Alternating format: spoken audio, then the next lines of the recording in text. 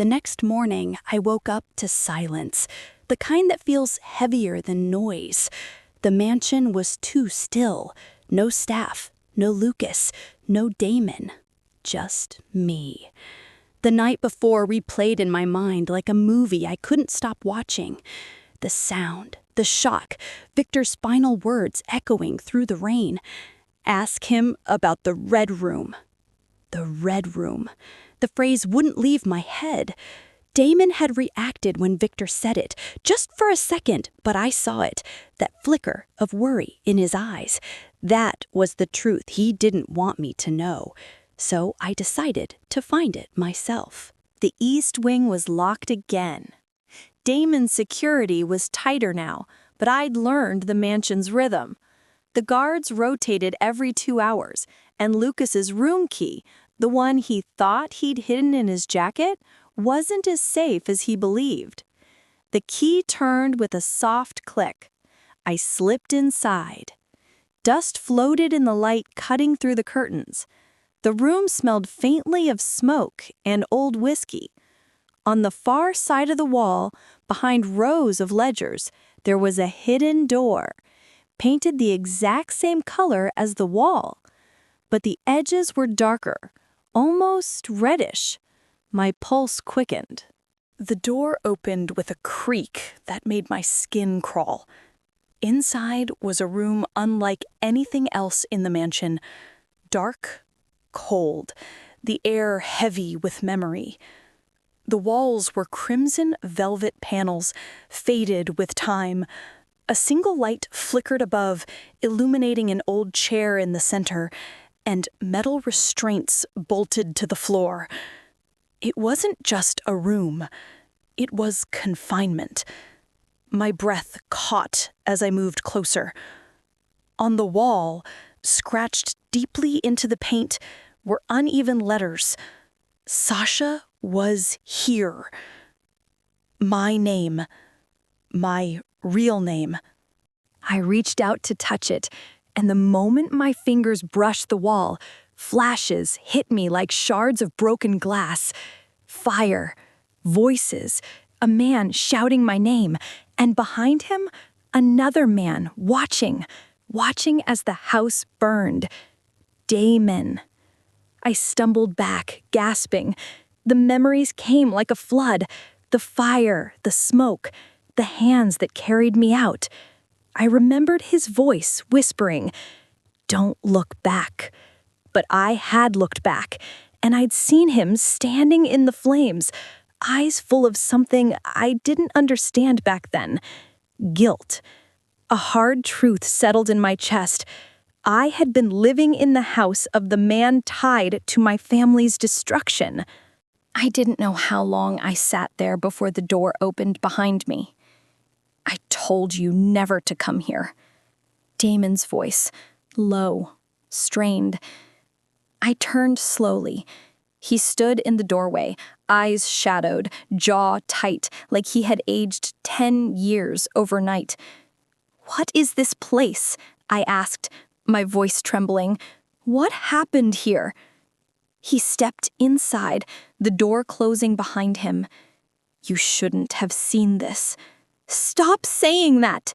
I snapped. "Stop trying to protect me from your own choices." His eyes darkened. "You don't understand." "Then explain!" I shouted. "Tell me what the Red Room is." Silence stretched between us.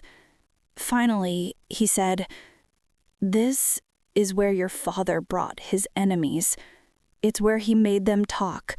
The Syndicate built this room, and I was the one who oversaw it." My stomach twisted. "You?" He nodded once.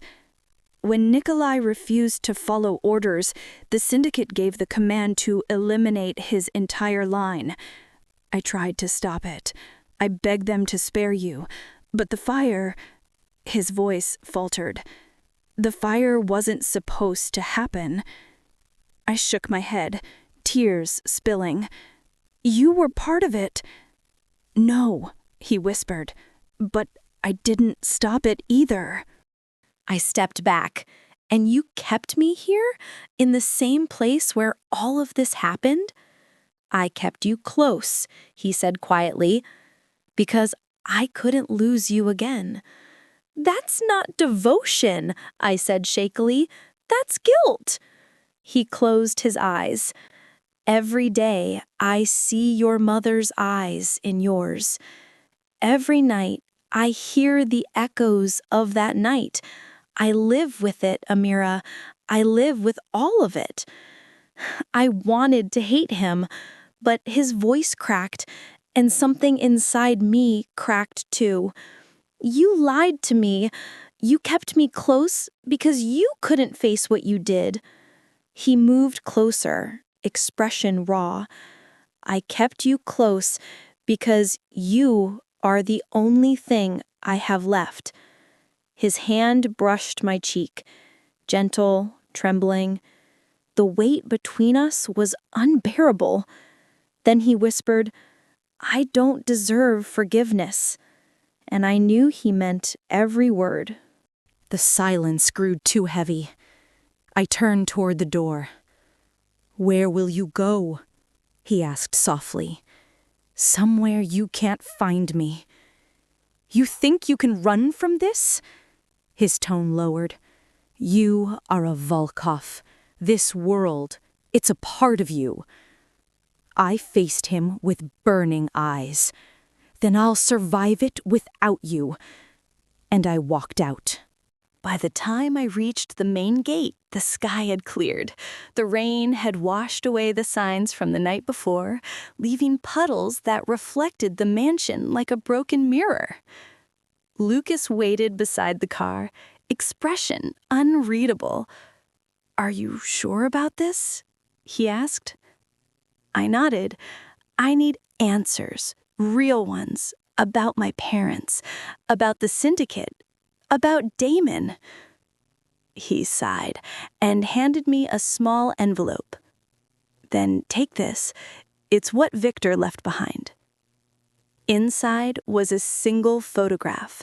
My mother, Ilara, standing with two men, Nikolai and Damon, all smiling. On the back, Victor had written one sentence in Russian. To find the truth, follow the fire. I looked up at Lucas. What does it mean? He hesitated. There's only one place left where the Syndicate still hides its secrets. Volkov Manor, in Russia. Russia. The place where everything began. I felt the wind shift, cold and certain. I didn't know what waited for me there, or if Damon would come after me. But for the first time since I entered his world, I wasn't the girl who needed saving. I was the woman who would end the story that started in shadows. And I wasn't afraid anymore.